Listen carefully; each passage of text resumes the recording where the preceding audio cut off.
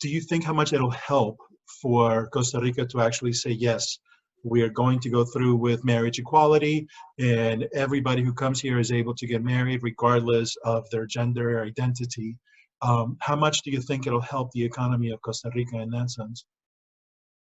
That's a very important question, because when all the gay community come to get married to Costa Rica, we are going to spread the money that we're going to invest in every other businesses, not only gay-owned businesses. And that's human rights and equal rights for everybody. So we're not gonna say, hey, you don't, support human rights, or you are not in the human rights agenda, then we will not knock your door to ask you for services. Of course we will. And if they don't understand, in the end of the day, they're gonna lose money, period, in the money standpoint of view. But it's not only about money, it's about teaching people a lesson that everybody is equal and everybody deserves the same services. And that's exactly what we're promoting right now. We're not promoting gay-friendly hotels. We're promoting inclusive hotels that don't have any discrimination within their personnel and the staff. So that's why we as a chamber are training them all the time to teach them how important it is not to discriminate. But it will benefit economically to everybody. And we're bringing the Equality Institute from Chicago to teach and to provide us with tools about regards to the LGBT community, how to treat them, how to approach them in the merchandise, how to build a Facebook campaign so we can attract them to our country. So I think the COVID is bringing a big change to Costa Rica, not only to the whole world, but Costa Rica too, in terms of changing the mind of the people, and also how we can integrate the business and the human rights to everybody. And so it will change a lot, and it will impact all the economy in general, especially because weddings comes together with tourism. People will need a hotel, transportation, a tour. They want to go for dinner to a restaurant. So all restaurants and all these vendors need to send us a special message, which is, you are all welcome here.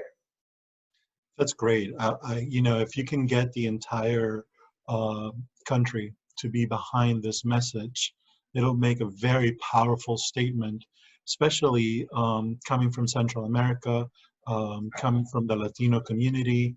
I'm Latino myself, so I know that there's always the stigma of the Latin community not being as perhaps as open-minded as other communities can be, but you are showing the world that this is not the case. You are showing the world that Costa Rica can be completely fully open and open for business, which is the most important part. Speaking of opening for business, COVID-19, as you mentioned, the pandemic has actually done a lot of damage, not only from a health perspective, but also from a tourism perspective, and therefore an economical perspective for countries pretty much everywhere around the world.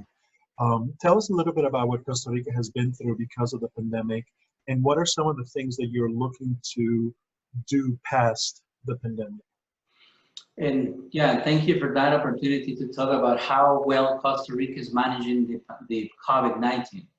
As of today, we only have 10 people dead that passed away, and it's not a reason to be happy of, but we only have 10 people that passed away, and almost 935 people with the virus.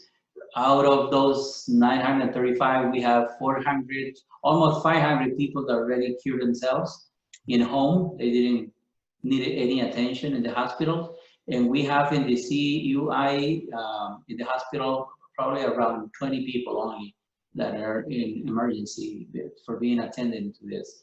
Today, the Minister of Health says that 10 of those are already recovering very successfully. So we've been managing the pandemic effects quite well, because we have one of the nicest healthcare systems in the world.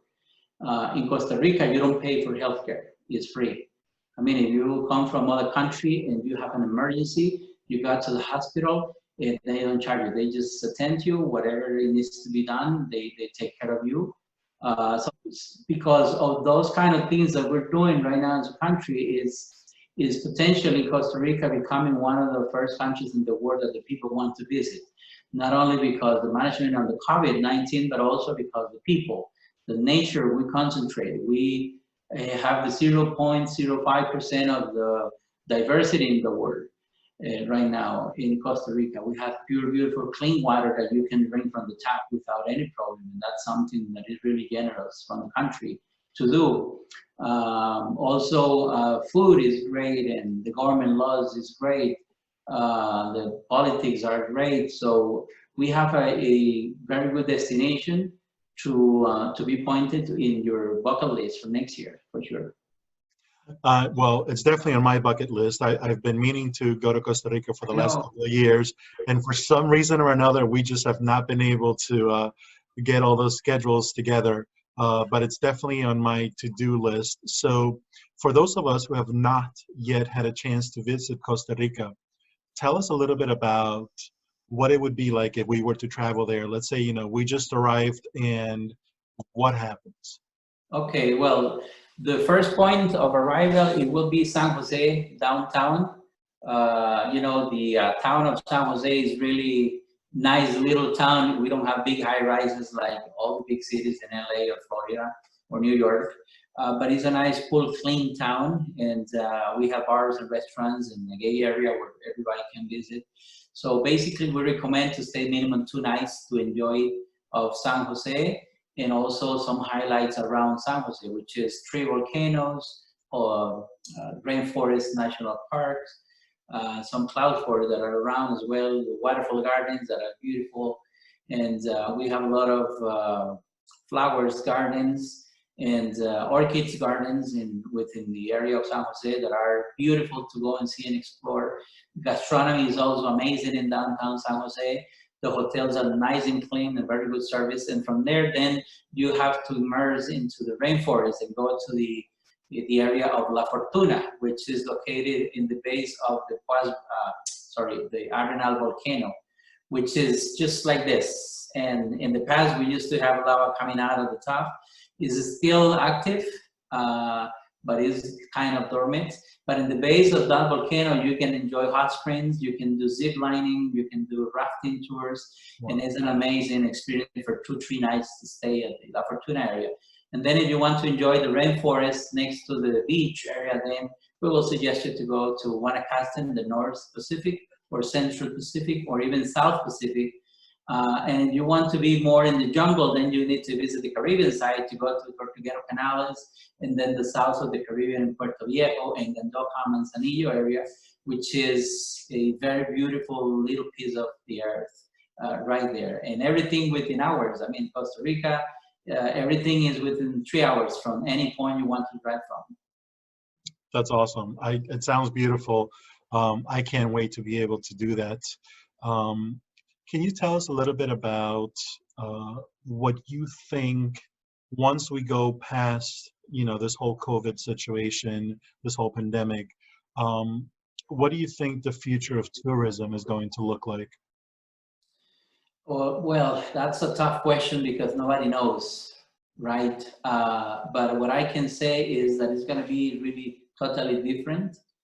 We're hoping, and I'm talking for the LGBT community, that people's minds are going to change in different countries, and they're not going to see us as gay people. They're going to see us as normal persons everywhere we go, because COVID-19 teaches all that COVID doesn't discriminate. I mean, it can contagious anybody. And I will say that humans, we need to be attached to what the Minister of Health of every country is telling us to say and to do and to act when we visit different destinations, and we need to take precautions ourselves to travel. So being in an airplane with a lot of people is going to be totally different, because you're going to have doubts of the person is next to you or the person is in front of you, because we never know who's going to have the disease. So it's going to change a lot, and we need to be more careful in which countries we're going to visit, what are we going to touch, especially in the metro areas when we have metro and subs. or if we're taking a taxi or a bus, we have to either wash the hands every minute or use gloves or mask, or, you know, it's going to change at least for in the next 5 years. I think we're going to remain like that until we have a vaccine, of course. But even though with the vaccine, I think we're going to be more cautious on where we're going and who we talk to with, and keeping distance, social distance is always going to stay, I think, for longer than 1 or 2 years. So we just have to take care of ourselves when we're traveling and listen what the governments have to say about it. Completely agree with you 100%. Thank you so much for being our guest today. Do you have any last words that you would like to say, whether it's about you specifically or Costa Rica in general, or your business, anything that you want our readers and our listeners to know about? Costa Rica welcomes everybody since ever. Now that we have more laws in favor of the LGBT community, we need to embrace those laws and you know, respect them when we're traveling. And Costa Rica will always be here for the LGBT community. As a Chamber of Commerce, we're going to be here to protect and defend our community. As a travel agent, more than welcome to book with us to come to Costa Rica. And we'll make sure that all vendors that we're using to make your vacation a dream vacation are carefully selected to give you the best of Costa Rica. So Costa Rica is open doors for everybody. The government are doing as much as they can to do so. The tourism minister also is doing as much as they can to welcome everybody within the following years and months to come. So please don't cancel, postpone. That's my message today. Reschedule. Reschedule, exactly. We'll be here to help you out with all the itineraries, and all the vendors and all the travel agencies also are really putting on the line of helping each other and supporting each other. So I think Costa Rica is a great destination for everybody to visit next year. Well, I can't wait to come out and to finally meet you in person. We've been communicating for a while, so I know that, you know, we've been part of similar groups because of the industry that we're both in, but we've never had a chance to meet in person. So hopefully we'll be able to do that very soon, and I'll be able to come out and enjoy Costa Rica. To all of our listeners and our viewers, we thank you for watching episode 3 of Virtual Connections, and come back and see us again next week for episode 4. All right. See you soon. Thank you for watching. My pleasure. Bye. Bye. Thank you. In times like these, we all need trust, support, and unity. Like many industries around the world, tourism has been hit hard. Costa Rica is feeling the impact. We call for your support by making the smallest change, by simply not cancelling, just postponing your vacation. You are making a difference. Visiting this peaceful, green nation means so much more than just another getaway. Together, we can make the change. Together, we'll travel again. Don't cancel, postpone.